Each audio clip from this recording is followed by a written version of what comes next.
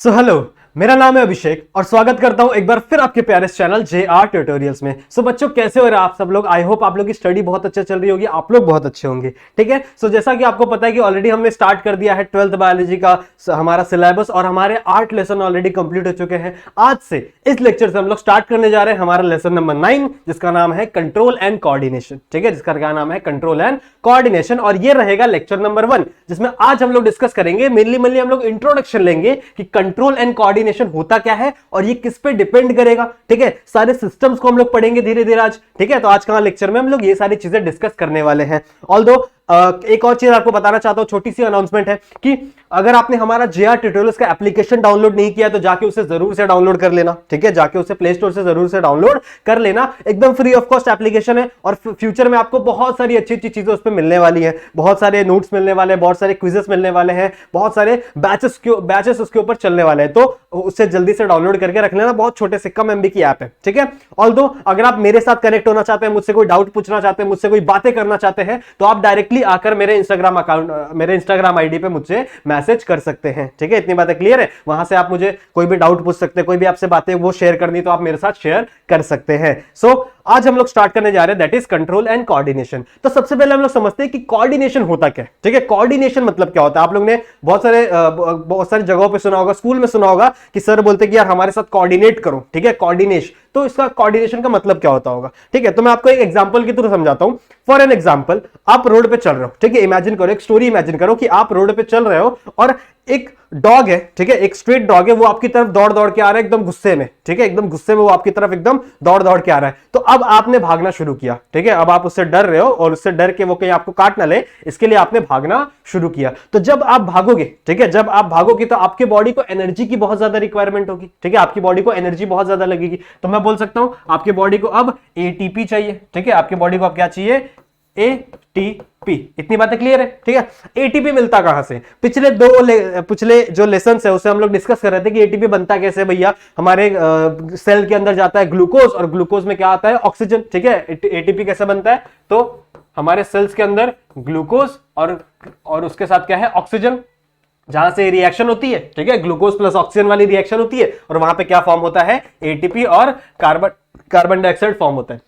इतनी चीज हम लोग को पता है। ठीक है, ये वाली चीज हम लोग को पता है। तो अब अगर एक डॉग आपके पीछे पीछे भाग रहा है, ठीक है, एक स्ट्रीट डॉग आपके पीछे पीछे भाग रहा है आपको काटने के लिए, इसका मतलब आपको अब जोर जोर से भागना है। इसका मतलब अब आपके बॉडी में एनर्जी ज्यादा रिक्वायरमेंट है। इसका मतलब अब आपके सेल को एनर्जी ज्यादा तेज बनानी पड़ेगी, ज्यादा तेज जल्दी जल्दी एनर्जी प्रोड्यूस करनी पड़ेगी। सही बात है। ठीक है, तो अगर आपको ATP जल्दी जल्दी प्रोड्यूस करना है, अगर आपके बॉडी को ATP जल्दी जल्दी प्रोड्यूस करना है, तो उसे फटाफट ऑक्सीजन भी चाहिए और उसे फटाफट क्या चाहिए? ग्लूकोज चाहिए। ठीक है, अब ऑक्सीजन और ग्लूकोज सेल को कहां से मिलता है? ये हमने ऑलरेडी लास्ट वाले लेसन में डिस्कस किया था कि सर्कुलेटरी सिस्टम से मिलता है। सर्कुलेटरी सिस्टम क्या है? जो हमारा हार्ट है, ठीक है, वो जाता है लंग्स के पास, लंग्स से ऑक्सीजन लेता है, फिर किसके पास जाएगा? वो बाकी सेल्स के पास, उसको ऑक्सीजन दे देगा। वैसे ही वो जो हमारा ब्लड है, ठीक है, हार्ट से जो ब्लड निकल रहा है वो जाएगा हमारे स्टमक के पास और स्टमक से क्या ले लेगा? फूड ले लेगा और वो फिर किसके पास चला जाएगा? सेल के पास। तो अब जब आपको बहुत ही ज्यादा अमाउंट में एनर्जी चाहिए, क्योंकि आप भाग रहे हो, ठीक है, बहुत ज्यादा तेज भाग रहे हो, इसका मतलब आपको ऑक्सीजन भी ज्यादा चाहिए और आपके बॉडी को ग्लूकोज भी ज्यादा चाहिए। सही है, इसको आपकी बॉडी को ग्लूकोज भी ज्यादा चाहिए और ऑक्सीजन भी ज्यादा चाहिए। तो अगर आपको ये दोनों चीजें ज्यादा चाहिए, इसका मतलब आपका सर्कुलेशन भी क्या होना चाहिए? फास्ट होना चाहिए। इसका मतलब अब जो हार्ट बीट है, ठीक है, हार्ट बीट है वो क्या हो जाएगा? इंक्रीज हो जाएगा आपके बॉडी में।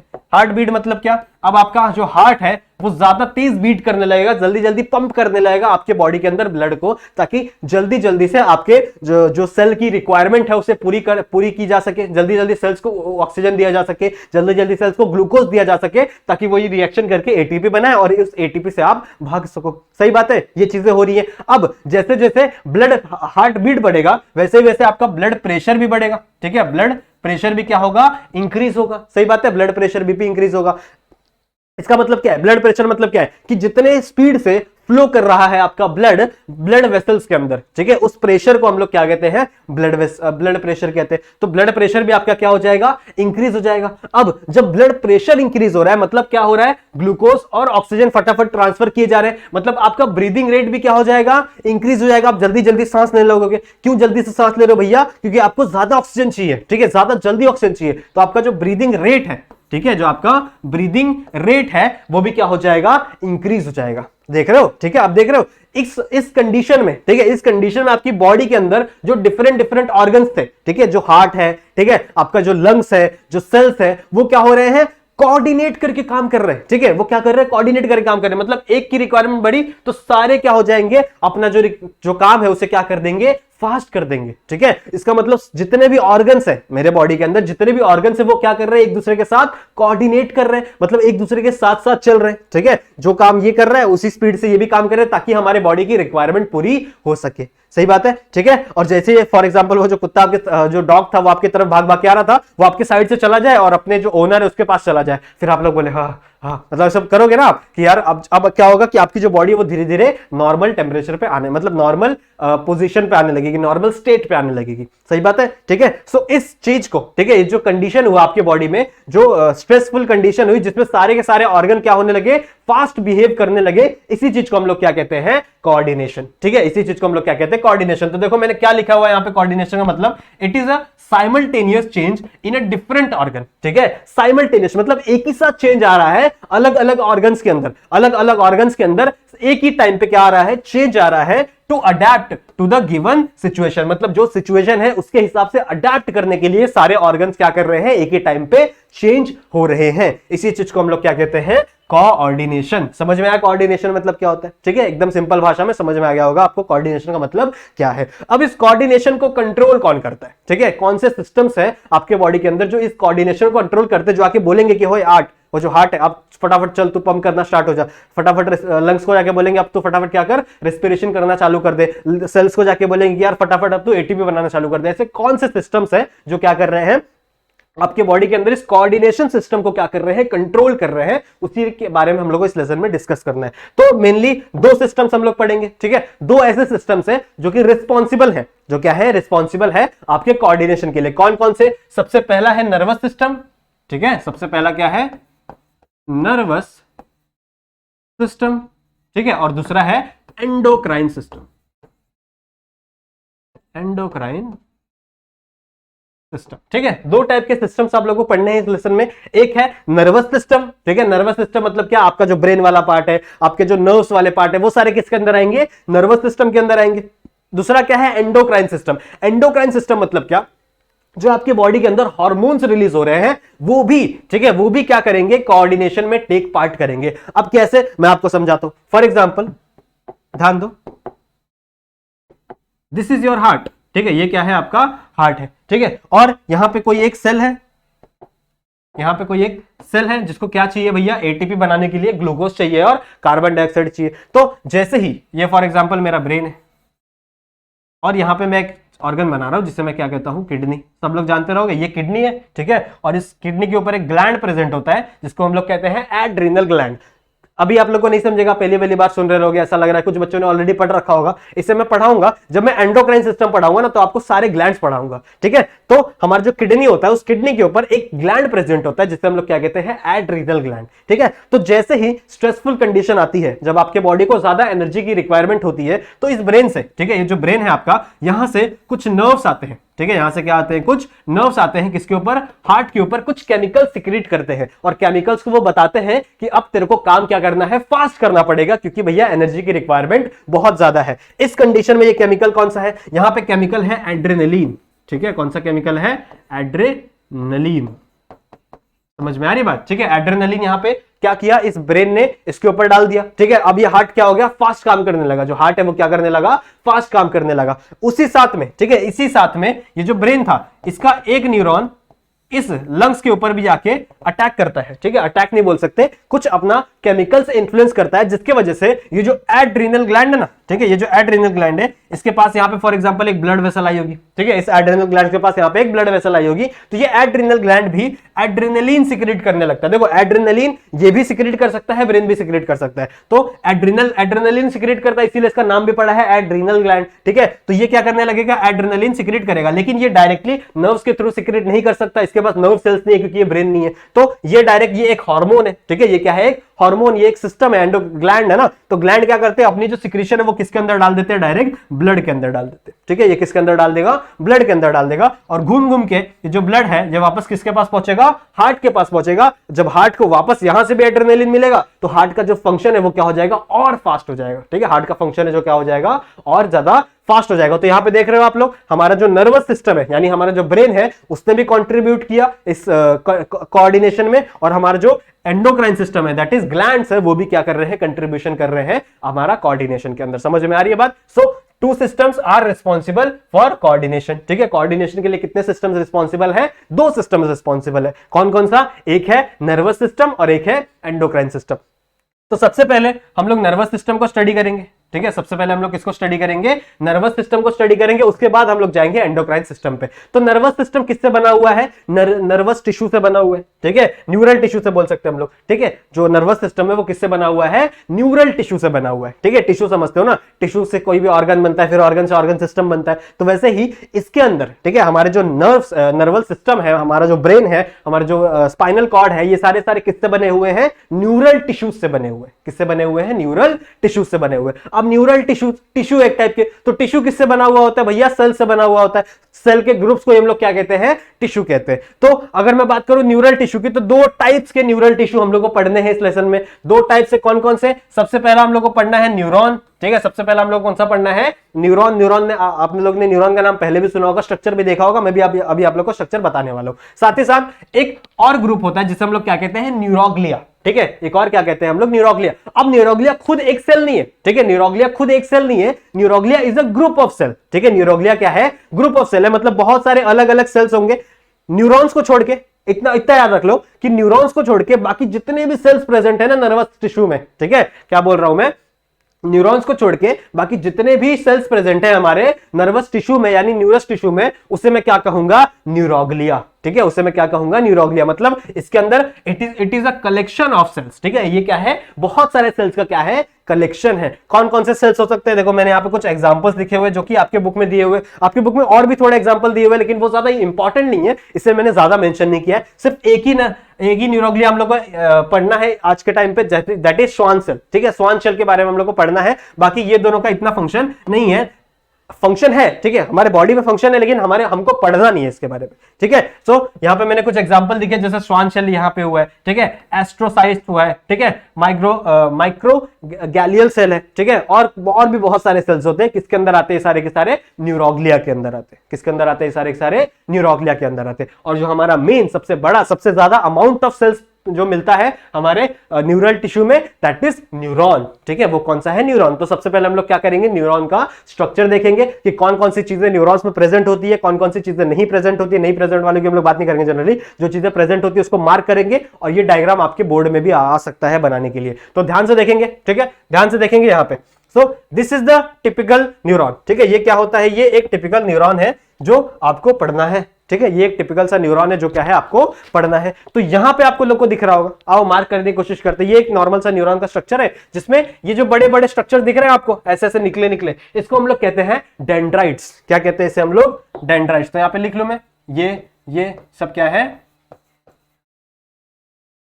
डेंड्राइट्स, ठीक है। ये क्या है, ये जो निकले निकले पोर्शन दिख रहे हैं ये क्या है, डेंड्राइट्स। अब डेंड्राइट्स का फंक्शन क्या होता है, देखो समझो, डेंड्राइट्स का फंक्शन होता है सेंसरी चीजों को, जो चीजें सेंस होने वाली है ना, उन चीज को क्या करना, कैप्चर करना। जो सेंसरी एक्शन आ रहा है, वहां से सेंस चीजें कर रहे हैं, उसको क्या करना है, कैप्चर करना। किसका फंक्शन है, डेंड्राइट्स का फंक्शन है। फिर ये जो पूरा स्ट्रक्चर दिख रहा है ना, इसे हम लोग कहते हैं सेल बॉडी, ठीक है। इस पूरे स्ट्रक्चर को हम लोग क्या कहते हैं, सेल बॉडी, ठीक है। या फिर हम लोग इसे ही साइटोन भी कहते हैं। इसी स्ट्रक्चर को हम लोग क्या कहते हैं, साइटोन भी कहते हैं, या फिर इसी स्ट्रक्चर को हम लोग कार्योन भी कह सकते हैं। इसी स्ट्रक्चर को हम लोग क्या कहते हैं, कार्योन। तो डरना नहीं है बिल्कुल भी, अगर आपके एग्जाम में सेल बॉडी आ रहा है या फिर कार्योन, साइटोन आ रहा है या फिर कार्योन आ रहा है, तो आपको डरना नहीं है। तीनों का मतलब क्या है, एक ही है, ठीक है। इस पूरे स्ट्रक्चर को हम लोग ने क्या कहा, सेल बॉडी। फिर ये जो लंबी सी पतली सी डंडी दिख रही है, ठीक है, ये डंडी, ये जो पतली सी डंडी है, इसे हम लोग क्या कहते हैं, इसे हम लोग कहते हैं एक्सॉन, ठीक है। इसे हम लोग क्या कहते हैं, एक्सॉन। और फिर आगे इस एक्सॉन की क्या हो जा रही है, ब्रांचेस आ जा रही है, ठीक है। इस एक्सॉन की क्या हो जा रही है, ब्रांचेस। दिख रहा है आप लोग को, ठीक है, आई होप आप लोग को दिख रहा होगा। तो इन ब्रांचेस को मैं क्या कहूंगा, एक्सोनल ब्रांचेस, ठीक है। मैं यहां पे लिख सकता हूं, इस एक्सॉन को मैं क्या कहता हूं, कहूंगा एक्सोनल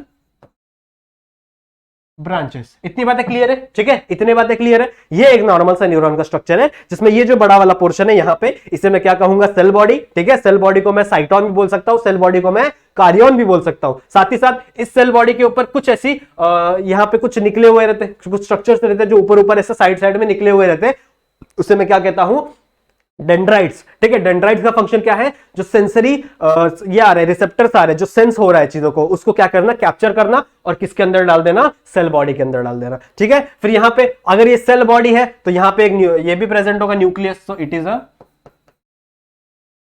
न्यूक्लियस, ठीक है, दिख रहा है ये क्या है, हमारा न्यूक्लियस। फिर इसी न्यूक्लियस के अंदर अब आप सेल बॉडी को देखोगे तो सेल बॉडी का ये पूरा साइटोप्लाज्म है, सेल है तो पूरा क्या होगा, साइटोप्लाज्म होगा। इसी साइटोप्लाज्म में यहां पे आप लोग को ये ब्लू कलर के छोटे छोटे डॉट्स दिख रहे होंगे, दिख रहे हैं आपको, ठीक है। यहां पे सेल बॉडी के अंदर आपको ब्लू कलर के छोटे छोटे डॉट्स दिख रहे होंगे। अब ये डॉट्स हैं क्या, ठीक है, अब ये डॉट्स है क्या, इसे हम लोग कहते हैं नेसल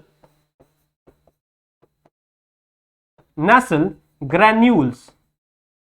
इसे हम लोग क्या कहते हैं, नेसल ग्रैन्यूल्स। ये आपको पता होना चाहिए। अब नेसल ग्रैन्यूल्स होता क्या है, आप लोग ने एंडोप्लाज्मिक रेटिकुलम का नाम सुना होगा, ठीक है। सेल के अंदर एक पोर्शन होता है जिसे हम लोग क्या कहते हैं, एंडोप्लाज्मिक रेटिकुलम, कुछ ऐसा स्ट्रक्चर होता है। अब इसी एंडोप्लाज्मिक रेटिकुलम पे, ठीक है, इसी एंडोप्लाज्मिक रेटिकुलम पे आप क्या करो, यहां पे कुछ राइबोसोम लगा दो, ठीक है, यहां पे कुछ क्या लगा दो, राइबोसोम लगा दो, तो इसका जो सरफेस होगा वो रफ हो जाएगा बिकॉज ऑफ राइबोसोम। तो अब मैं इसे कह सकता हूं it is a rough endoplasmic reticulum, ठीक है, इसे मैं क्या कह सकता हूं, it is a rough endoplasmic reticulum. तो इसके अंदर होता क्या है, नेसल ग्रैन्यूल्स क्या होते हैं generally, it is a combination of, ठीक है, ये क्या है, it is a combination of rough endoplasmic reticulum and कुछ फ्री राइबोसोम, ठीक है, कुछ फ्री राइबोसोम्स भी पड़े रहेंगे, ठीक है, यहां पे कुछ फ्री राइबोसोम्स भी पड़े रहेंगे, साथ ही साथ, ठीक है, कुछ फ्री राइबोसोम भी रहेंगे, साथ ही साथ यहां पे कुछ हमारे रफ एंडोप्लाज्मिक रेटिकुलम भी रहेगा, ठीक है, रफ एंडोप्लाज्मिक रेटिकुलम। इतनी बातें क्लियर है। ये किसका मिक्सचर है, नेसल ग्रैन्यूल्स का।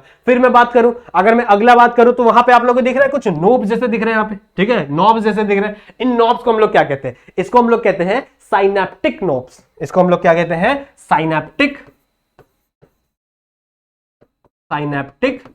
नोब्स। अब साइनेप्टिक क्या होता है, साइनेप्स क्या होता है, वो मैं आपको आगे पढ़ाऊंगा, ठीक है, आगे एक टॉपिक है साइनेप्स करके, उसमें पढ़ाऊंगा कि यहां पे ये एक अपना ये है न्यूरॉन है, तो इसके आगे यहां पे दूसरा भी न्यूरॉन प्रेजेंट होगा। फॉर एग्जांपल यहां पे एक दूसरा न्यूरॉन है जिसके यहां पे डेंड्राइट्स निकले हुए। फॉर एन एग्जांपल ये छोटा बना रहा हूं मैं, तो इसके और इसके बीच की जो दूरी है ना, इसके बीच में तो जो गैप है ना, उसी को हम लोग साइनेप्स कहते हैं। मैं आगे आप लोगों को डिटेल में पढ़ाऊंगा कि साइनेप्स असल में होता क्या है। तो अभी सिर्फ इतना समझ लो, तो इस वाला पोर्शन को जो साइनेप्स के पास में प्रेजेंट है, जो नॉब प्रेजेंट है, जो साइनेप्स के पास में प्रेजेंट है, उसे मैं क्या कहूंगा, साइनेप्टिक नॉब्स, ठीक है। अब इसी साइनेप्टिक नॉब्स में कुछ छोटे छोटे वेसल्स प्रेजेंट होते हैं, ठीक है, इसी साइनेप्टिक नॉब्स में कुछ क्या रहते हैं, छोटे छोटे वेसल्स प्रेजेंट होते हैं। अब ये वेसल्स का काम क्या होता है, देखो यहां पे ध्यान दो, इसके अंदर यहां कुछ छोटे छोटे ऐसे वेसल्स प्रेजेंट होंगे।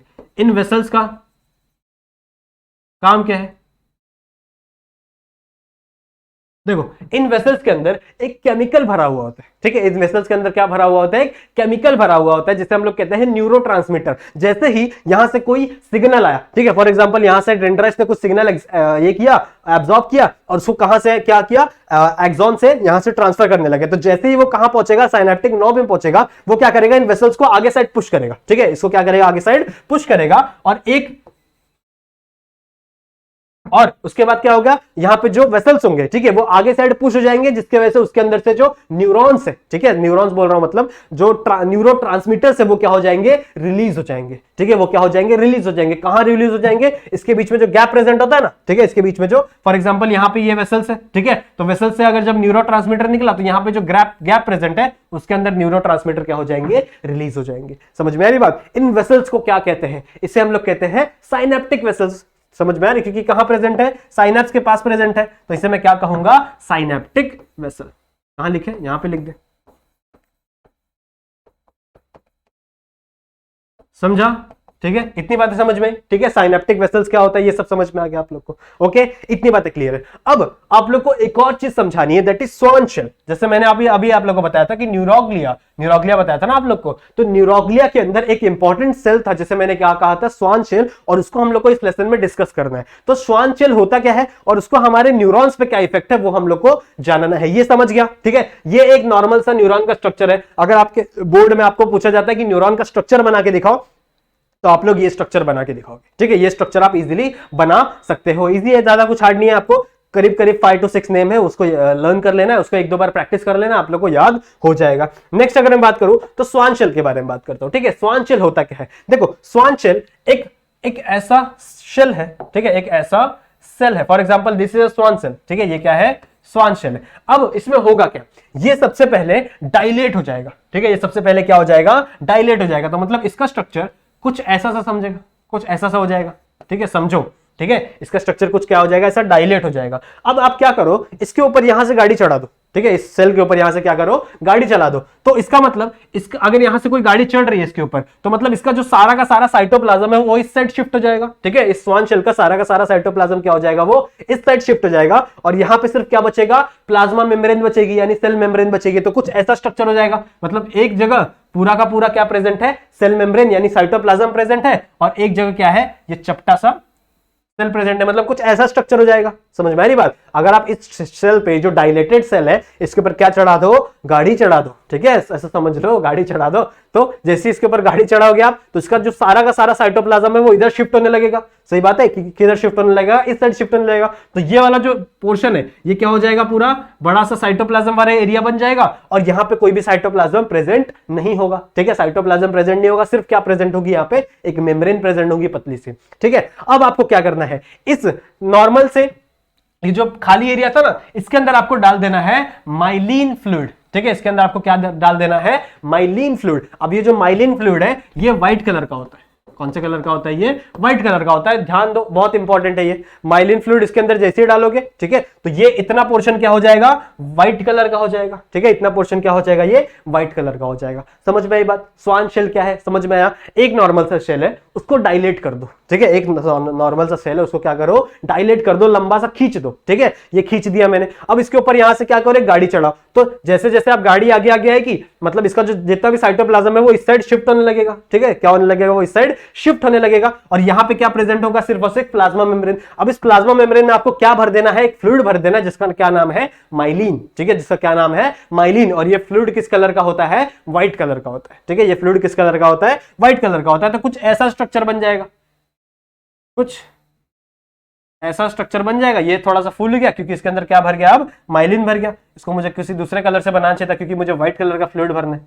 For example this is a cell, यहाँ पे साइटोप्लाज्म है, ठीक है। ये जो वाला पोर्शन में क्या है, साइटोप्लाज्म है। और अगर मैं बात करूं तो इस वाले पोर्शन में मैंने क्या भर दिया है, फ्लूइड, दिख रहा है, ठीक है। यहाँ पे मैंने क्या भर दिया है, फ्लूइड। कौन सा फ्लूइड है ये, माइलिन फ्लूइड। कौन सा फ्लूइड है ये, माइलिन फ्लूइड। और ये कौन से कलर का है, ब्लैक कलर का है, ठीक है। समझ में आया इतनी बात। अब आपको क्या करना है, इसी श्वान शेल को उठाना है और एक्सॉन के ऊपर रैप कर देना है, ठीक है। इसी श्वान शेल को उठाना है और इसे क्या करना है, एक्सॉन के ऊपर रैप कर देना है। तो कैसा दिखेगा, आ जाओ वापस आ जाओ स्ट्रक्चर में। कैसा शेल था, देखो यहाँ पे एक ऐसा बड़ा सा शेल है,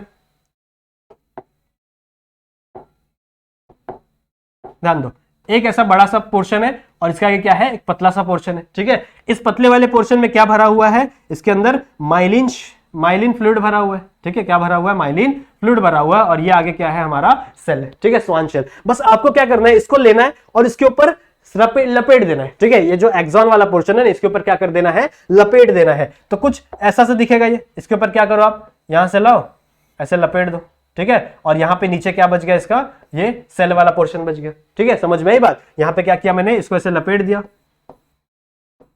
समझा, ठीक है। थोड़ा समझने का ट्राई करो। मैंने क्या किया है, इसका जो पीछे वाला पोर्शन है जिसमें मैंने माइलिन शीट भरा था, ठीक है, सॉरी माइलिन शीट नहीं, माइलिन फ्लूइड भरा था, उसको मैंने क्या किया, इसके ऊपर रैप कर दिया। तो ये कुछ ऐसा व्हाइट कलर का दिखेगा, ठीक है। ये कुछ ऐसा व्हाइट कलर का दिखेगा ये वाला पोर्शन। और इसका जो साइटोप्लाज्म वाला पोर्शन था, ठीक है, ये जो साइटोप्लाज्म वाला पोर्शन था ये यहाँ पे नीचे रह गया।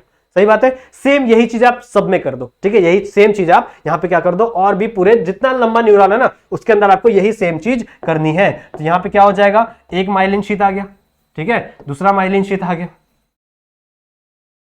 ये दूसरा माइलिन, ये तीसरा, ठीक है। इस पोर्शन में जहां पे माइलिन भरा हुआ है, ठीक है, इतने टाइम से मैं माइलिन शीट कर रहा हूं ना। माइलिन शीट क्या है, जब आप इसको रोटेट कर दोगे, ठीक है, जब आप इसको क्या कर दोगे, ऐसे फोल्ड कर दोगे इस माइलिन को, और यहां पे क्या प्रेजेंट होगा, इसके नीचे इसका सेल प्रेजेंट होगा, ठीक है। स्माइली फेस दे रहा है, दिख रहा है, ठीक है। ये वो वाला सेल है जिसके अंदर क्या भरा हुआ है, साइटोप्लाज्म भरा हुआ है। तो जब आप इसको, ये जो व्हाइट वाला पोर्शन है ना, जब आप इसको ये कर दोगे, राउंड कर दोगे एक्सॉन के ऊपर, तो इस पोर्शन को, ठीक है, इस पोर्शन को हम लोग क्या करेंगे, इसको हम लोग कहेंगे माइलिन शीथ, ठीक है। इसको हम लोग क्या कहेंगे, माइलिन शीथ, ठीक है। इसे हम लोग क्या कहेंगे, माइलिन शीथ। इतनी बात समझ में, ठीक है, ये माइलिन शीथ है। अब क्या करो, ठीक है, अब देखो एक और चीज समझ लो, ये जो माइलिन शीथ है, इसके बीच में आपको कुछ ये देखने मिल रहा होगा, गैप देखने मिल रहा होगा, ठीक है, दिख रहा है, यहां पे कुछ गैप है, यहां पे कुछ गैप है, यहां पे कुछ गैप है, दिखने मिल रहा है। इस गैप को क्या कहते हैं, ठीक है, इस गैप का भी पता होना चाहिए आप लोग को। ये जो गैप है, इस गैप को हम लोग कहते हैं, इस गैप को हम लोग कहते हैं दैट इज नोड ऑफ रैनवीर, ठीक है। रणवीर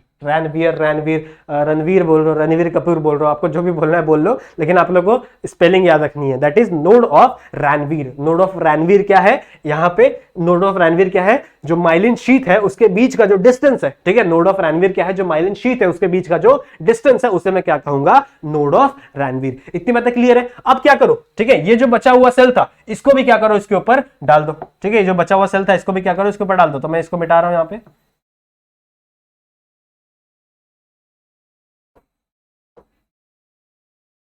ओके,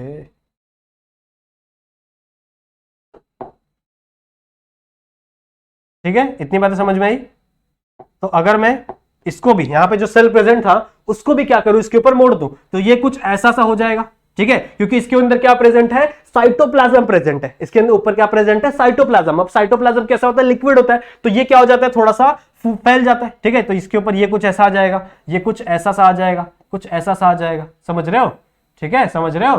तो आपको एग्जाम में सिर्फ क्या लिखना है, आपको यह पता होना चाहिए कि जब आप साइटोप्लाज्म वाली लेयर डालोगे ना, तो उसके बीच में कोई गैप प्रेजेंट नहीं होता। गैप सिर्फ किसके अंदर प्रेजेंट होता है, किसके ऊपर प्रेजेंट होता है, सिर्फ और सिर्फ ये किस में प्रेजेंट होता है, माइलिन शीथ के बीच में, ठीक है। जो व्हाइट कलर वाली माइलिन शीथ है उसके बीच में क्या प्रेजेंट होता है, गैप प्रेजेंट होता है। उस गैप को हम लोग क्या कहते हैं, नोड ऑफ रैनवीर, ठीक है। और जब आप इस सेल को इसके ऊपर डाल दोगे तो सेल क्या हो जाता है, थोड़ा सा फैल जाता है ना। तो इस सेल को, जो ये जो सेल वाली, समझ रहे हो क्या बोल रहा मैंने, यहां पे मैं क्या बोल रहा हूं, ये जो श्वान सेल है इसको मैंने क्या किया, इसके ऊपर डाल दिया, तो इसके बीच में कोई गैप प्रेजेंट नहीं होगा, ठीक है। इसके बीच में कोई गैप प्रेजेंट नहीं होगा। सो इस लेयर को, ठीक है, इस लेयर को, ये जो लेयर दिख रही है आप लोग को, इस लेयर को हम लोग कहते हैं न्यूरोलीमा। क्या कहते हैं हम लोग इसे, न्यूरोलीमा। समझ में, न्यूरोलीमा क्या है, न्यूरोलीमा ये जो साइटोप्लाज्म वाली सेल है ना, उसकी लेयर को कह रहे हैं, ठीक है। तो साइटोप्लाज्म वाली लेयर है, जो साइटोप्लाज्म मैंने जैसे रख दिया, उसकी लेयर को मैंने क्या बोला, न्यूरोलीमा, ठीक है। उसके अंदर जो व्हाइट कलर वाला फ्लूइड है, इसे मैंने क्या बोला, माइलिन शीथ। और माइलिन शीथ के बीच में क्या प्रेजेंट होता है, डिस्टेंस, थोड़ा गैप प्रेजेंट होता है, उस गैप को मैंने क्या बोला, नोड ऑफ रैनवीर। कभी भी न्यूरोलीमा के बीच में कोई भी नोड ऑफ रैनवीर प्रेजेंट नहीं होगा, ऐसा कोई भी लिख के नहीं आएगा। समझ में आया, ठीक है, समझ में आया। This is the structure of proper neuron, ठीक है। इट इज द माइनिलेटेड न्यूरॉन, ठीक है। इस न्यूरॉन को हम लोग क्या कहते हैं, माइनिलेटेड न्यूरॉन, क्योंकि इसके ऊपर क्या प्रेजेंट है, माइलिन शीथ प्रेजेंट है, ठीक है। इसके ऊपर क्या प्रेजेंट है, माइलिन शीथ, ठीक है, समझ में आया। तो माइलिनेटेड न्यूरॉन का समझ में आप लोग को स्ट्रक्चर समझ में आया, ठीक है। आ जाओ, तो इसके एडवांटेजेस क्या है, देखो माइलिनेटेड न्यूरॉन के एडवांटेजेस क्या है कि हम लोग माइलिन क्यों शीट लगा रहे हैं, क्यों हम लोग इसे कवर कर रहे हैं, क्यों हम लोग एक्सॉन को कवर कर रहे हैं, इसका एडवांटेजेस क्या है। तो देखो हम लोग को न्यूरॉन से क्या करना है, सिर्फ और सिर्फ इंपल्स को एक जगह से दूसरी जगह डालना है, ठीक है। इंपल्स को मतलब आपके सिग्नल्स को एक जगह से दूसरी जगह पे क्या करना है, ट्रांसफर करना है। तो जैसे आपके घर में इलेक्ट्रिसिटी आती है, तो कभी भी आपके घर का जो इलेक्ट्रिसिटी का वायर होता है वो क्या ओपन होता है क्या, उसके ऊपर एक प्लास्टिक की कवरिंग चढ़ाई हुई होती है ना। ऐसा क्यों करते हैं, ताकि जो इलेक्ट्रिसिटी है वो वेस्ट ना हो। अगर जो वायर जो होगा वो ओपन होगा तो इलेक्ट्रिसिटी आसपास के एनवायरनमेंट में भी जा सकती है, ठीक है। वो किसी दूसरे फॉर्म ऑफ इलेक्ट्रिसिटी में भी कन्वर्ट हो सकती है, जिससे हमारा इलेक्ट्रिसिटी वेस्ट हो जाएगा इस पोजीशन पे। समझ में आ रही बात। और हमारा जो ट्रांसफर है, जो स्पीड है जाने का, वो भी क्या हो जाएगा, थोड़ा सा स्लो हो जाएगा। यही चीज होती है न्यूरॉन्स के अंदर भी। तो न्यूरॉन्स के अंदर भी ऐसा ना हो, इसके लिए हम लोग एक्सॉन के ऊपर एक कवरिंग लगा देते हैं माइलिन शीथ की, ठीक है। इस कवरिंग के एडवांटेजेस क्या है, सबसे पहला एडवांटेजेस क्या है, फास्ट ट्रांसमिशन, ठीक है, जो आपका ट्रांसमिशन है एक जगह से दूसरी जगह, जो ट्रांसमिशन है वो क्या हो जाएगा, थोड़ा सा फास्ट हो जाएगा। फिर मैं बात करूं यहां पे नो वेस्टेज ऑफ सिग्नल, ठीक है, कोई भी सिग्नल का वेस्टेज नहीं होता, ठीक है, कोई भी सिग्नल का यहां पे वेस्टेज नहीं होता, आपका सारा का सारा सिग्नल क्या चला जाएगा, एक जगह से दूसरी जगह चला जाएगा, ठीक है, बिकॉज ऑफ माइलिन शीथ या फिर माइलिनेटेड न्यूरॉन। इतनी बातें क्लियर है। फिर कवरिंग ऑफ एक्सॉन, ठीक है, ये एक एक्सॉन को कवरिंग प्रोवाइड करता है, क्या करता है, एक कवर कर रहा है, एक सेल्फ प्रोटेक्टेड कर रहा है, प्रोटेक्ट कर रहा है हमारे एक्सॉन को। इतनी बातें क्लियर है, ठीक है, समझ में आ गया इतना। और तो और हमारे ब्रेन के अंदर, ब्रेन की बात करो, अगर हमारे न्यूरॉन्स की बात करो तो न्यूरॉन्स के अंदर नॉन माइलिनेटेड न्यूरॉन्स भी प्रेजेंट होते हैं, मतलब ऐसे न्यूरॉन्स जिसके ऊपर माइलिन शीथ नहीं प्रेजेंट है। माइलिन शीथ मतलब क्या, कि उसके ऊपर श्वान सेल प्रेजेंट होगा, ठीक है, उसके ऊपर श्वान सेल प्रेजेंट होगा, लेकिन श्वान सेल में माइलिन लिक्विड प्रेजेंट नहीं होगा। इतनी बातें क्लियर, समझ में आया मैंने क्या बोला? मैंने क्या बोला कि हमारे बॉडी के अंदर नॉन माइलिनेटेड न्यूरॉन्स भी प्रेजेंट होते हैं, मतलब ऐसे न्यूरॉन्स जिसके ऊपर माइलिन वाला लिक्विड प्रेजेंट नहीं होगा, ठीक है, वो व्हाइट वाला लिक्विड प्रेजेंट नहीं होगा। इसका मतलब क्या श्वान सेल भी नहीं है? नहीं, श्वान सेल होगा, ठीक है, श्वान सेल होगा, लेकिन इसके ऊपर माइलिन वाला लिक्विड प्रेजेंट नहीं होगा, ठीक है, जैसे ये वाला जो लिक्विड है ये नहीं होगा, ये नहीं होगा सिर्फ, ठीक है, बाकी ये श्वान सेल पूरा का पूरा उसके ऊपर क्या हो जाएगा, लिपट जाएगा। तो हम लोग बोल सकते हैं कि उसके ऊपर माइलिन शीथ प्रेजेंट नहीं होगा, ठीक है, जो नॉन माइलिनेटेड न्यूरॉन्स होगा उसके ऊपर माइलिन शीथ प्रेजेंट नहीं होगा, लेकिन उसके अंदर न्यूरोलेमा प्रेजेंट होगा। न्यूरोलेमा प्रेजेंट क्यों होगा? क्योंकि यहां पे क्या है, जो सेल बॉडी है, जो साइटोप्लाज्म वाला पोर्शन था, वो इसके ऊपर क्या है, अटैच हो जाएंगे।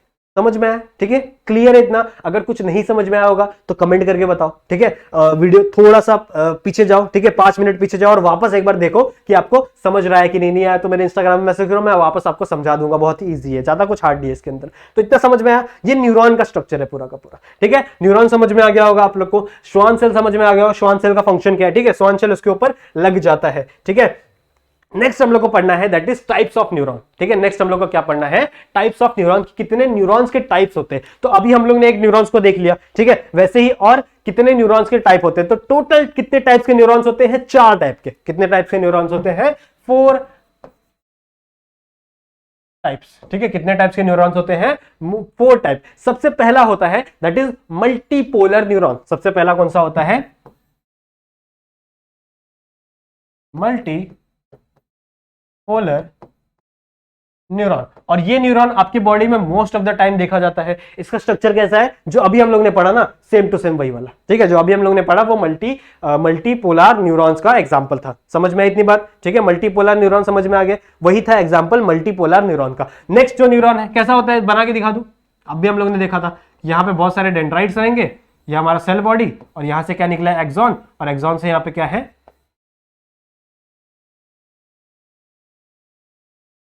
ये आपके नॉब्स प्रेजेंट हो जाएंगे, ठीक है। यहाँ पे ये डेंड्राइट्स है और ये वाला एक्सॉन वाला पोर्शन, ठीक है। ये वाला ये क्या करेगा? चीजों को एक्सेप्ट करेगा, सेंस करेगा, और ये क्या है? यहाँ चीजों को रिलीज कर देगा, मोटर न्यूरॉन देगा। इतनी बातें क्लियर है? तो सबसे पहला क्या है हमारा? Multipolar neuron. अगर मैं दूसरे टाइप की बात करूं तो दूसरा होता है बाइपोलर न्यूरॉन।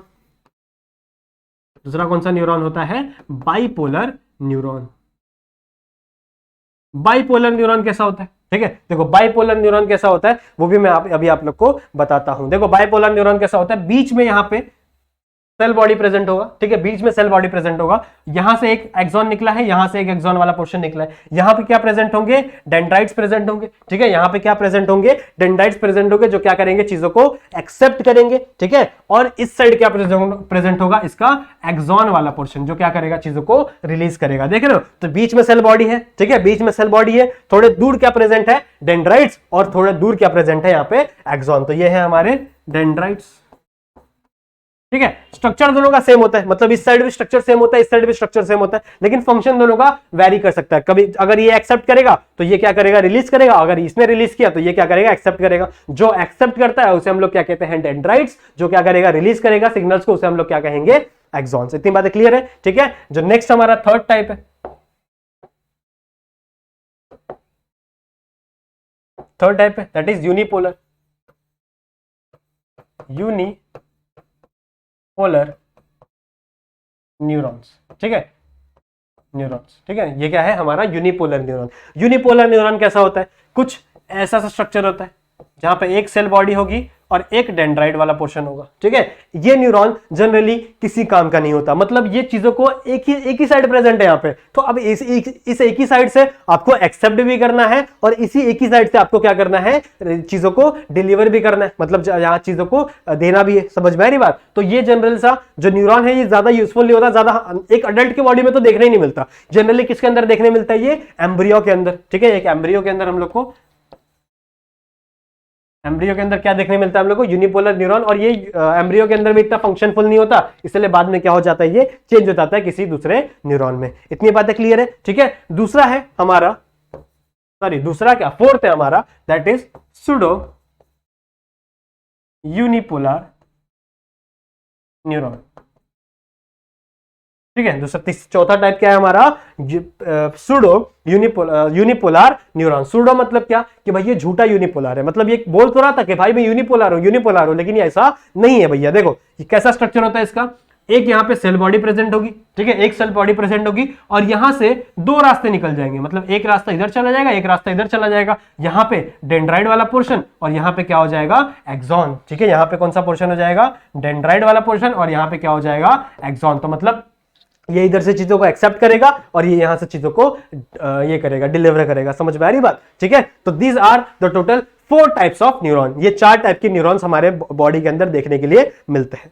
इतनी बातें क्लियर है? अच्छा, एक चीज और जान लो, न्यूरॉन्स का फंक्शन क्या है। देखो न्यूरॉन्स, फॉर एग्जांपल मैं एक मल्टीपोलर न्यूरॉन बना रहा हूं, तो यहाँ पे क्या है, डेंड्राइट्स प्रेजेंट है और इसके नीचे क्या है, एक्सॉन। एक्सॉन के नीचे ये क्या है, हमारे जो साइनेप्टिक नॉब्स है, साइनेप्टिक नॉब से क्या हो जाएंगे, चीजें ट्रांसफर हो जाएंगी। तो एक न्यूरॉन प्रेजेंट है, उसके नीचे क्या होगा, यहाँ पे फॉर एग्जाम्पल दूसरा न्यूरॉन है। ठीक है, इसके डेंड्राइट्स है और यहाँ पे क्या है, इसके साइनेप्टिक नॉब्स है। तो सबसे पहले क्या होगा, जो इलेक्ट्रिकल सिग्नल ये क्या करेगा, एब्जॉर्ब करेगा। ठीक है, सिग्नल्स को क्या करेगा, ये जो ऊपर वाला डेंड्राइट है ये क्या करेगा, इसको एब्जॉर्ब करेगा। तो एब्जॉर्ब करके ये चीजों को नीचे भेजेगा। ठीक है, ये क्या करेगा, चीजों को नीचे भेजेगा। तो न्यूरॉन्स के अंदर जो एनर्जी ट्रांसफर हो रही है, ठीक है, न्यूरॉन्स के अंदर जो एनर्जी क्या हो रही है, ट्रांसफर हो रही है। ठीक है, वो किस फॉर्म में होती है, वो होती है इलेक्ट्रिकल सिग्नल के फॉर्म में। किस फॉर्म में होती है वो, इलेक्ट्रिकल सिग्नल के फॉर्म में। इलेक्ट्रिकल सिग्नल मतलब क्या, आप लोगों ने फिजिक्स में पढ़ा होगा, इलेक्ट्रिसिटी मतलब क्या होती है, that is movement of ion. ठीक है, एक आयन एक जगह से इस पोजीशन से उस पोजीशन अगर मूव कर रहा है तो उससे मैं क्या करता हूं, इलेक्ट्रिसिटी। सही बात है। तो यहां पे भी मूवमेंट ऑफ आयन देखने मिलती है हम लोग को न्यूरॉन्स के अंदर। कौन से आयन्स का मूवमेंट होता है वो हम लोग आगे आगे डिस्कस करेंगे इस लेसन में। ठीक है, जब मैं आपको टॉपिक पढ़ाऊंगा डीपोलराइजेशन का, रीपोलराइजेशन का, तब मैं आपको आपके साथ डिस्कस करूंगा कि कौन से न्यूरॉन्स, कौन से आयन्स इसमें क्या कर रहे हैं, मूव हो रहे हैं। ठीक है, तो सबसे पहले क्या है, ये इलेक्ट्रिकल सिग्नल इसके अंदर मूव हो रहा है। पर मैंने आपको यहां बताया था कि यहां पे कुछ वेसल्स होती है जिनके अंदर न्यूरोट्रांसमीटर भरा हुआ होता है। जिसके अंदर क्या भरा हुआ रहता है, न्यूरोट्रांसमीटर। अब न्यूरोट्रांसमीटर क्या होता है, वो क्या करेगा, ट्रांसमिट हो जाएगा, मतलब उसके अंदर कुछ केमिकल्स भरे होंगे। कौन से केमिकल्स है वो, न्यूरोट्रांसमीटर, और वो क्या करेंगे, यहां से रिलीज हो जाएंगे। तो न्यूरोट्रांसमीटर क्या है, इट इज अ केमिकल। सो ये कौन सा सिग्नल हो गया, it is a chemical signal. कौन सा सिग्नल हो गया, केमिकल सिग्नल। ठीक है, अब ये केमिकल सिग्नल वापस इसके डेंड्राइट पे पड़ेगा। ठीक है, केमिकल सिग्नल वापस इसके डेंड्राइट पे पड़ेगा और ये वापस किस में कन्वर्ट हो जाएगा, इलेक्ट्रिकल सिग्नल। ठीक है, समझ में आ रही है बात? इतना समझा, ये किस में कन्वर्ट हो जाएगा, इलेक्ट्रिकल सिग्नल में। तो सबसे पहले इलेक्ट्रिकल सिग्नल, फिर केमिकल सिग्नल, फिर इलेक्ट्रिकल सिग्नल, ऐसे करके सिग्नल्स क्या होते रहते हैं, पास होते रहते हैं हमारे बॉडी के अंदर, यानी न्यूरॉन्स के अंदर। समझ में आया इतना? ठीक है, इतना क्लियर है आप लोग को? ठीक है, तो ये हो गया जनरल सा न्यूरॉन का टॉपिक। आप लोग को न्यूरॉन्स में इतना ही पढ़ना है, इससे ज्यादा कुछ नहीं पढ़ना है। अब नेक्स्ट हम लोग बात करेंगे, तो हमारे नेक्स्ट हम लोग बात करेंगे, अच्छा एक टॉपिक रहेगा यहाँ पे, दैट इज हमारा नर्वस सिस्टम। ठीक है, बहुत इंपॉर्टेंट टॉपिक है और बहुत ही ज्यादा आस्केबल टॉपिक है, जो बहुत ज्यादा एग्जाम में पूछा जाता है। ठीक है, कौन सा है ये, नर्वस सिस्टम। ठीक है, नर्वस सिस्टम क्या होता है, देखो अभी हम लोग ने पढ़ा कि दो जो सिस्टम होते हैं वो रिस्पॉन्सिबल होते हैं कोऑर्डिनेशन के लिए। कौन कौन से हैं, एक था नर्वस सिस्टम और एक था हमारा एंडोक्राइन सिस्टम। तो एंडोक्राइन सिस्टम को हम लोग बाद में पढ़ेंगे, पहले हम लोग किसको पढ़ेंगे, नर्वस सिस्टम को पढ़ेंगे। नर्वस सिस्टम किससे बना हुआ है, तो कौन से टिश्यू से बना हुआ रहता है, तो वो न्यूरल टिश्यू से बना हुआ है। सही है, किससे बना हुआ है, वो न्यूरल टिश्यू से बना हुआ है। और न्यूरल टिश्यू के अंदर मेनली कौन से सेल्स है, न्यूरॉन्स है। न्यूरॉन्स के बारे में हम लोग ने ऑलरेडी डिस्कस कर लिया। तो सबसे पहले हम लोग किसके बारे में किसके बारे में डिस्कस करना है हम लोग को, न्यूरस सिस्टम के बारे में। ठीक है, नर्वस सिस्टम के बारे में, सॉरी। ठीक है, तो नर्वस सिस्टम दो प्रकार के, ठीक है, नर्वस सिस्टम कितने टाइप्स के हैं, दो टाइप्स के हैं, ध्यान दो यहां पे। नर्वस सिस्टम दो टाइप्स के हैं, एक है सेंट्रल नर्वस सिस्टम, ठीक है। एक है हमारा सेंट्रल नर्वस सिस्टम और नेक्स्ट टाइप है that is peripheral nervous system, ठीक है। तो सेंट्रल नर्वस सिस्टम को मैं CNS भी बोल सकता हूं, CNS, ठीक है। और पेरिफेरल नर्वस सिस्टम को मैं PNS भी बोल सकता हूं, PNS, ठीक है। अब देखो नाम से हम लोग को कुछ ना कुछ इसके बारे में अंदाजा लग रहा है, इसके काम के बारे में। देखो सेंट्रल नर्वस सिस्टम मतलब क्या, कि आपकी बॉडी के सेंटर में प्रेजेंट होगा, ठीक है। ये आपके बॉडी में कहां प्रेजेंट होगा, जनरली एकदम सेंटर में प्रेजेंट होगा, उसे मैं क्या कहूंगा, सेंट्रल नर्वस सिस्टम। और पेरिफेरल नर्वस सिस्टम मतलब क्या, कि वो आपकी बॉडी में साइड साइड में प्रेजेंट होगा, ठीक है। पेरी मतलब पेरिफेरल मतलब क्या होता है, साइड साइड में प्रेजेंट होना। तो जो आपकी बॉडी में साइड साइड में चीजें प्रेजेंट होगी वो किसके अंदर आएंगे, पेरिफेरल नर्वस सिस्टम के अंदर आएंगे। और जो आपके बॉडी में क्या होंगे, सेंटर में प्रेजेंट होंगे, वो किसके अंदर आएंगे, सेंट्रल नर्वस सिस्टम के अंदर। अब सेंट्रल नर्वस सिस्टम के अंदर दो चीजें होती हैं, ठीक है। एक होता है हमारा ब्रेन, ध्यान दो, सेंट्रल नर्वस सिस्टम में दो चीजें आएंगी, एक होगा हमारा ब्रेन और एक होगा हमारा spinal cord.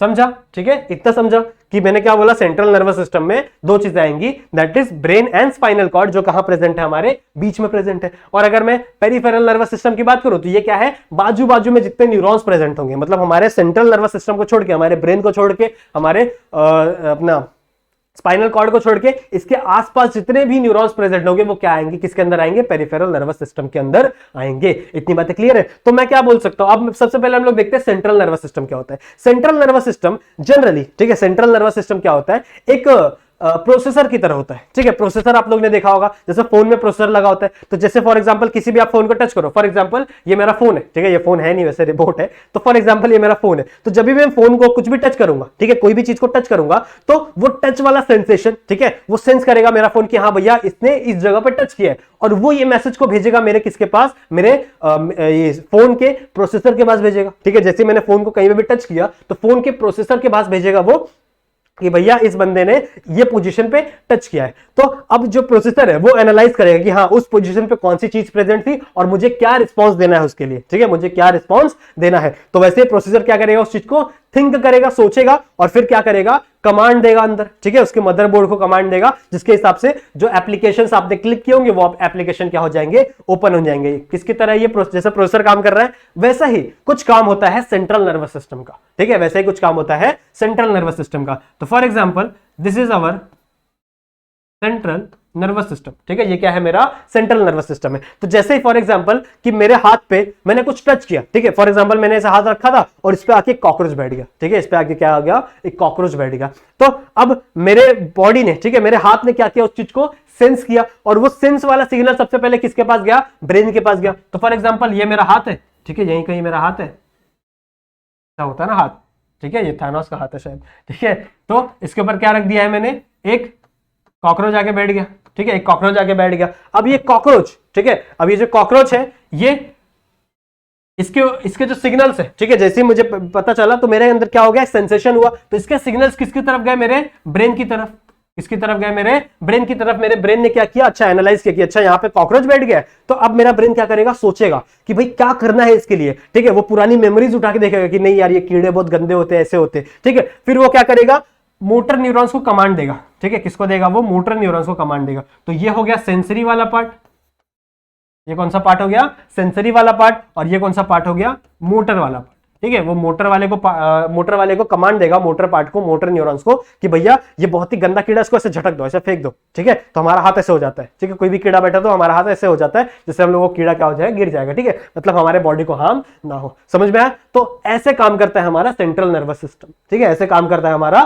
Central nervous system. वो क्या है, एक प्रोसेसिंग यूनिट है जो चीजों को एनालाइज कर रहा है, चीजों को समझ रहा है, ठीक है। कोई भी चीज को सेंस किया गया तो वो उसे समझेगा, समझी बात, ठीक है, इतनी बातें क्लियर है। अब देखो ये तो हो गया सेंट्रल नर्वस सिस्टम। अगर मैं बात करूं पेरिफेरल नर्वस सिस्टम की, तो पेरिफेरल नर्वस सिस्टम क्या है, जो साइड साइड में न्यूरॉन्स प्रेजेंट है, मतलब ये जो सेंसरी न्यूरॉन है, ठीक है, ये जो सेंसरी न्यूरॉन है, ये जो सिग्नल लेके जा रहा है ब्रेन तक, ये क्या है, ये है पेरिफेरल नर्वस सिस्टम, ठीक है, ये क्या है, पेरिफेरल नर्वस सिस्टम, मतलब जो सेंस करता है चीजों को। हमारे हाथ पैर में जो चीजें प्रेजेंट है, अब मेरा ब्रेन जो है वो हाथ में तो नहीं प्रेजेंट होगा ना, मतलब यहां पे कुछ और न्यूरॉन्स प्रेजेंट होंगे जो किससे कनेक्टेड है, मेरे ब्रेन से कनेक्टेड है, उन न्यूरॉन्स को मैं क्या कहूंगा, पेरिफेरल नर्वस सिस्टम। ठीक है, साथ ही साथ जो मेरे मोटर न्यूरॉन है, मोटर न्यूरॉन मतलब क्या, जहां से मैं एक्शन लेने वाला हूं, जैसे यहाँ पे कोई कॉकरोच बैठा तो यहाँ पे इस हाथ को एक्शन दिया, इसको ऐसे मार दे, ठीक है, उसकी चटनी बना दे, समझ में आ रही है बात। तो ये जो सेंसरी न्यूरॉन है और ये जो मोटर न्यूरॉन है, ये किसके पार्ट है, ये पार्ट है पेरिफेरल नर्वस सिस्टम के। ठीक है, ये किसके पार्ट है, पेरिफेरल नर्वस सिस्टम के। तो समझ में आया सेंट्रल नर्वस सिस्टम क्या होता है, पेरिफेरल नर्वस सिस्टम क्या होता है। ठीक है, इतनी बातें क्लियर है। अब देखो पेरिफेरल नर्वस सिस्टम कुछ पार्ट्स में डिवाइडेड है। ठीक है, आ जाओ डिस्कस करते हैं पेरिफेरल नर्वस सिस्टम को। पेरिफेरल ये समझ में आ गया, सेंट्रल नर्वस सिस्टम समझ में आ गया। हमारे ब्रेन और स्पाइनल कॉर्ड को हम लोग सेंट्रल नर्वस सिस्टम कहेंगे। आगे हम लोग और भी डिटेल में स्टडी करेंगे ब्रेन के बारे में, स्पाइनल कॉर्ड के बारे में, लेकिन थोड़ा सा पेरिफेरल नर्वस सिस्टम पे हम लोग ध्यान देते हैं। तो पेरिफेरल नर्वस सिस्टम, अगर मैं बात करूं लोकेशन के हिसाब से, ठीक है, अगर मैं बात करूं लोकेशन के हिसाब से, तो there are 2 types of peripheral nervous system. ठीक है, अगर मैं बात कर रहा हूं किसके हिसाब से, लोकेशन के हिसाब से, तो यहां पे 2 टाइप के पेरिफेरल नर्वस सिस्टम है। जो ऊपर वाले साइड, मतलब जो ब्रेन से चीजें नर्व्स निकल रहे हैं, उसे मैं क्या कहूंगा, क्रेनियल नर्व्स। ठीक है, क्रेनियम क्या होता है, अच्छा मैंने आप लोगों को ये नहीं बताया ना। तो हमारे ब्रेन की जो कवरिंग होती है, ठीक है, यहां देखो, हमारे ब्रेन की जो कवरिंग होती है, एक बोनी कवरिंग होती है, इसे हम लोग कहते हैं क्रेनियम। ठीक है, इसे हम लोग क्या कहते हैं, क्रेनियम। और हमारे स्पाइनल कॉर्ड की जो कवरिंग होती है, ठीक है, हमारे स्पाइनल कॉर्ड की जो कवरिंग होती है, उसे हम लोग क्या कहते हैं, वर्टिब्रल कॉलम। देखा होगा ना आप लोग ने, तो पीछे हमारे वर्टिब्रल कॉलम रहती है, कुछ ऐसे ऐसे हड्डियों के क्या है, कॉलम्स अरेंज है हमारे बैकबोन में। ठीक है, तो इसे हम लोग क्या कहते हैं, वर्टिब्रल कॉलम। समझ में आ रही बात। ठीक है, तो जो न्यूरॉन्स मेरे ब्रेन से निकल रहे हैं, अगर मैं लोकेशन की बात कर रहा हूं, ठीक है, तो जो न्यूरॉन्स मेरे ब्रेन से निकल रहे हैं वो क्या हो जाएंगे, उसे मैं क्या कहूंगा, क्रेनियल न्यूरॉन, या फिर क्रेनियल नर्व्स कहूंगा। समझ में आ रही बात। ठीक है, क्रेनियल नर्व्स मतलब क्या, ऐसे नर्व जो कहां से निकल रहे हैं, मेरे ब्रेन से निकल रहे हैं। और ऐसे नर्व जो मेरे स्पाइनल कॉर्ड से निकलेंगे, उसे मैं क्या कहूंगा, उसे मैं कहूंगा स्पाइनल नर्व्स। समझा, ये दो टाइप समझे। ठीक है, ऐसे नर्व्स, ठीक है, पेरिफेरल नर्वस सिस्टम क्या है कि जो नर्व्स आपके सेंट्रल नर्वस सिस्टम से निकल रहे हैं और जो साइड साइड में जा रहे हैं। तो फॉर एग्जांपल मेरे ब्रेन से, ठीक है, मेरे ब्रेन से कुछ नर्व्स निकल रहे हैं जो मेरी आंखों में जा रहे हैं, तो आंख मेरी सेंस कर रही है। ठीक है, आंख मेरा सेंस ऑर्गन है। जो मेरे नोज में जा रहा है, तो नोज कुछ सेंस कर रहा है। जो मेरे माउथ में जा रहा है, मेरा माउथ कुछ सेंस कर रहा है। लेकिन ये ब्रेन के न्यूरॉन्स हर जगह जाना पॉसिबल नहीं है। तो कुछ ऐसे न्यूरॉन्स है जो कहां है, हमारे इसके अंदर भी प्रेजेंट है, हमारे स्पाइनल कॉर्ड में प्रेजेंट है। तो फॉर एग्जांपल मेरे हाथ को कुछ सेंस करता है, तो स्पाइनल कॉर्ड यहां पे प्रेजेंट होगा, वहां से एक नर्व्स गई रहेगी और कहां तक गई रहेगी, वो मेरे हैंड तक गई रहेगी। तभी मैं क्या कर रहा हूं, कोई चीज को सेंस कर पा रहा हूं। तो जो न्यूरॉन्स मेरे ब्रेन से निकल रहे हैं उसे मैं क्या कहूंगा, क्रेनियल नर्व्स। जो मेरे स्पाइनल कॉर्ड से निकल रहे हैं उसे मैं क्या कहूंगा, स्पाइनल नर्व्स। ठीक है, इतनी बातें क्लियर है। ये तो हो गया लोकेशन के हिसाब से, ये तो लोकेशन के हिसाब से मैंने डिवीजन कर दिया। लेकिन अगर मैं बात करूं फंक्शन के हिसाब से, ठीक है, अगर मैं बात करूं फंक्शन के हिसाब से, तो उसके हिसाब से भी there are 2 types of peripheral nervous system according to function. ठीक है, अगर मैं फंक्शन की बात करूं तो उसमें भी 2 type of peripheral nervous system देखने के लिए मिलते हैं। सबसे पहला होगा हमारा सेंसरी न्यूरॉन। सबसे पहला न्यूरॉन कौन सा है, सेंसरी न्यूरॉन। और दूसरा है हमारा मोटर न्यूरॉन। ठीक है, दूसरा क्या है हमारा, मोटर न्यूरॉन। समझ में आया क्या, एक है सेंसरी न्यूरॉन, एक है मोटर न्यूरॉन। सेंसरी न्यूरॉन का फंक्शन क्या होगा, चीजों को सेंस करेंगे। ठीक है, सेंसरी न्यूरॉन का फंक्शन क्या होगा, वो चीजों को क्या करेंगे, सेंस करने का काम करेंगे। ठीक है, अब ये सेंसरी न्यूरॉन भी 2 टाइप के हो सकते हैं, एक स्पेशल सेंसरी न्यूरॉन और एक होते हैं जर्नल सेंसरी न्यूरॉन। ठीक है, स्पेशल न्यूरॉन्स और सॉरी जनरल न्यूरॉन्स। अब देखो सेंसरी न्यूरॉन्स मतलब क्या कि आप कोई चीज को सेंस कर रहे हो। ठीक है, सेंसरी न्यूरॉन मतलब क्या, आप कोई चीज को क्या कर रहे हो, सेंस कर रहे हो। तो सेंस, अब देखो हमारे बॉडी में कुछ ऐसे सेंसरी ऑर्गन होते हैं जहां से आप स्पेसिफिकली वही चीज सेंस कर सकते हो। जैसे फॉर एग्जांपल मेरी आंखें देख सकती है, ठीक है, मैं विजन को सेंस कर रहा हूं, तो क्या मेरे हाथ भी देख सकते हैं क्या, नहीं। मतलब ये मेरी आंखों का एक स्पेसिफिक फंक्शन है। ठीक है, so these are the special function. ये सेंसरी न्यूरॉन क्या है, स्पेशल फंक्शन है। जैसे मेरे कान सुन सकते हैं, तो मेरे नाक सुन सकते हैं क्या कोई भी चीज, नाक मेरी चीज किसी भी चीज को सुन सकती है क्या? नहीं, वो फंक्शन किसका? सिर्फ और सिर्फ कान का फंक्शन है। सो ऐसे स्पेशल फंक्शंस, ऐसे स्पेशल सेंसरी जो ऑर्गन्स होते हैं उसे वो किसके अंदर आते हैं? स्पेशल न्यूरॉन्स के अंदर आते हैं। तो इसमें क्या आ जाएंगे? हमारे ऑल फैक्ट्री वाले चीजें आ जाएंगे। ऑल फैक्ट्री मतलब क्या? आप जो चीजों को स्मेल करते हो, आपका साइट, ठीक है, आपका जो देखते हो, जो आपका साइट है, वो किसके अंदर आ जाएगा? स्पेशल न्यूरॉन्स के अंदर आ जाएगा। समझ रहे हो ना? और जनरल न्यूरॉन्स मतलब क्या? जो जनरली पूरे बॉडी सरफेस पे चीजें आप लोग सेंस कर सकते हो, जैसे टेम्परेचर हो गया, प्रेशर हो गया, हीट हो गई, ठीक है, ये सारी चीजें आप पूरे बॉडी के ऊपर क्या कर सकते हो? सेंस कर सकते हो। समझा इतनी बात? ठीक है। नेक्स्ट अगर मैं बात करूं मोटर न्यूरॉन की, ठीक है, अगर मैं नेक्स्ट बात करूं मोटर न्यूरॉन की, तो मोटर न्यूरॉन भी दो प्रकार के हैं, ठीक है। एक है वॉलेंट्री और एक है नॉन वॉलेंट्री। एक है वॉलेंट्री, ठीक है। वॉलेंट्री मतलब क्या? कि जिसको मैं अपने अकॉर्डिंग मूव कर सकता हूं, अपने विल के अकॉर्डिंग मूव कर सकता हूं। जैसे मैं ये हाथ है, ठीक है, मैं ये हाथ कैसे मूव कर सकता हूं, मैं यहां पे कुछ भी लिख सकता हूं, तो ये मेरा वॉलेंट्री हो गया, ठीक है। ये एक्शन क्या हो गया? मेरा वॉलेंट्री हो गया। लेकिन जैसे मेरा हार्ट है, ठीक है, हार्ट, ये हाथ था और ये हार्ट है, हार्ट, ठीक है, मेरा दिल, तो उसे मैं अपने अकॉर्डिंग क्या कर सकता? अपने अकॉर्डिंग मूव करवा सकता हूं क्या? नहीं, ठीक है। वो भी मूवमेंट हो रहा है, ठीक है, वो भी हमारे सेंट्रल नर्वस सिस्टम के ही अंडर है, लेकिन वो अपने आप मेरे विल के अकॉर्डिंग नहीं है। तो उसे मैं क्या कहूं? ये हो गया वॉलेंट्री नर्वस सिस्टम, ठीक है। और ये क्या हो जाएगा? That is autonomous nervous system, ठीक है। ऑटोनोमस नर्वस सिस्टम मतलब क्या? ऐसा नर्वस सिस्टम जिसे मैं कंट्रोल नहीं कर सकता। वॉलेंट्री मतलब क्या? जिसे मैं कंट्रोल कर सकता हूं। समझ में आया इतना? ठीक है, समझ में आया इतना? इतनी बातें क्लियर है, ठीक है। ऑटोनोमस नर्वस सिस्टम समझ में गया, ये, और वॉलेंट्री नर्वस सिस्टम समझ में आ गया। अब ऑटोनोमस नर्वस सिस्टम भी दो प्रकार के होते हैं, ठीक है, वापस समझ लो, ठीक है। बहुत सारे टाइप्स है इसके अंदर, तो आप लोग को पढ़ना ही पड़ेगा। देखो समझा रहा हूं मैं आप लोग को थोड़ा सा रीड आउट करना पड़ेगा अपनी बुक में से, ठीक है। आओ देख लो, ऑटोनोमस नर्वस सिस्टम यानी ANS, ठीक है। ऑटोनोमस नर्वस सिस्टम भी दो प्रकार के होते हैं। तो फॉर एग्जांपल मेरा एक हार्ट है, ठीक है, ये मेरा हार्ट है और यहां मेरा ब्रेन है। तो अगर नॉर्मल कंडीशन है, ठीक है, मेरे बॉडी की नॉर्मल कंडीशन है, जैसे आप लोग के भी नॉर्मल कंडीशन है, आप लोग मस्त आराम से बैठ के लेक्चर देख रहे हो, कोई दिक्कत की बात नहीं है, तो इस टाइम पे आपका जो हार्ट है इसका फंक्शन क्या है? नॉर्मल है। तो मतलब इसके ऊपर जो न्यूरॉन्स का एक्ट हो रहा है, ठीक है, ये जो न्यूरॉन्स इसको कंट्रोल कर रहे हैं, ये क्या है? एकदम नॉर्मल है। तो इस ऑटोनोमस नर्वस सिस्टम को, इस ऑटोनोमस नर्वस सिस्टम को हम लोग कहते हैं पेरीसिम्पैथिक नर्वस सिस्टम, ठीक है। इसे हम लोग क्या कहते हैं? पेरीसिम्पैथिक नर्वस सिस्टम। समझ में आ रही बात? पेरीसिम्पैथिक नर्वस सिस्टम मतलब अभी मुझे किसी भी चीज की सिंपैथी नहीं चाहिए, समझ रहे हो? अभी मैं नॉर्मल काम कर रहा हूं तो मुझे किसी भी चीज की सिंपैथी नहीं चाहिए, तो इसे हम लोग क्या कहते हैं? पेरीसिम्पैथिक नर्वस सिस्टम। लेकिन अगर आपके पीछे कोई डॉग लग गया, अगर आप भाग रहे हो जोर जोर से, तो इसको क्या करना पड़ेगा? जोर जोर से बीट करना पड़ेगा। सो एक दूसरा न्यूरॉन आएगा, ठीक है, एक दूसरा न्यूरॉन आएगा और वो क्या करेगा? इसके ऊपर इसके फंक्शन को क्या कर देगा? और ज्यादा बढ़ा देगा, ठीक है, इसके फंक्शन को क्या कर देगा? और भी ज्यादा बढ़ा देगा। अभी भी ऑटोनोमस नर्वस सिस्टम ही है, मतलब अभी भी है, इससे मैं कंट्रोल नहीं कर पा रहा हूं, लेकिन अब हमारा जो ब्रेन है इसको क्या कर देगा? और ज्यादा तेज बढ़ा देगा। इसे हम लोग कहते हैं सिंपैथिक नर्वस सिस्टम, ठीक है, sympathetic nervous system. Short form में लिख दे रहा हूं, ठीक है। सिंपैथिक नर्वस सिस्टम आपके बुक में दिया हुआ है, समझ में आया? ठीक है, तो पेरीसिम्पैथिक नर्वस सिस्टम समझ में आ गया, सिंपैथिक नर्वस सिस्टम आपको समझ में आ गया होगा, ठीक है। इतनी बातें क्लियर है? तो इसका जो आगे वाला टॉपिक है दैट इज डीपोलराइजेशन, रीपोलराइजेशन, वो क्या होता है? कैसे एक न्यूरॉन्स के अंदर जो इलेक्ट्रिकल सिग्नल है वो ट्रांसपोर्ट किया जाता है, कैसे ट्रांसपोर्ट होता है, वो हम लोग सीखेंगे किसी नेक्स्ट लेक्चर में। तो आज के लिए इतना ही, ठीक है। अगर आपको लेक्चर सब कुछ समझ में आया होगा तो जरूर से मेरे इंस्टाग्राम पे आगे मुझे बता देना कि सर बहुत अच्छे समझ में आएगा, और कमेंट भी आप कर सकते हो। वीडियो को लाइक जरूर से कर देना और चैनल को नए हो तो सब्सक्राइब जरूर से कर देना और बेल आइकन को भी ऑल पे सेट कर दो, ताकि इसके अगले आने वाले जो लेक्चर नंबर 2 है, लेक्चर नंबर 3 है, उसकी नोटिफिकेशन आपको मिलती रहे। तो मिलते हैं किसी नेक्स्ट वीडियो में, तब तक के लिए कीप स्टडीइंग।